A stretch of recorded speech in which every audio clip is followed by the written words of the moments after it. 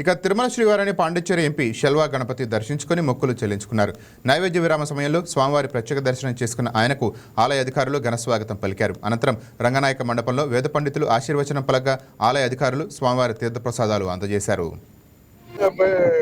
பாண்டிச்சேரியினுடைய Rajya Sabha MP Selva Ganapathi நாங்க பாண்டிச்சேரியிலிருந்து திருமலாவுக்கு வர்றதுல எங்களுக்கு ரொம்ப மிகுந்த மகிழ்ச்சி.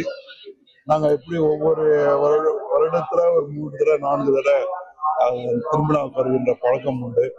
இன்னைக்கு காலையில மிக சிறந்த தரிசனம் எங்களுக்கு கிடைச்சது. அது லார்டு வெங்கடேஸ்வரோட தரிசனம் கிடைச்சது. இந்த கோயிலினுடைய நீட்னஸ் ரொம்ப சுத்தமா நீட்டா கிளீனா மெயின்டைன் பண்றாங்க. அதனால நம்மளுடைய கமிட்டிக்கு நம்மளுடைய பாராட்டுக்களை தெரிவித்துக் கொள்ள கடமைப்பட்டிருக்கிறோம். அதே மாதிரி பாண்டிச்சேரிக்கு தனி ஒரு கெஸ்ட் ஹவுஸ் கொண்டு வர்றதுக்கும் முயற்சி பண்ணிட்டு இருக்கோம்.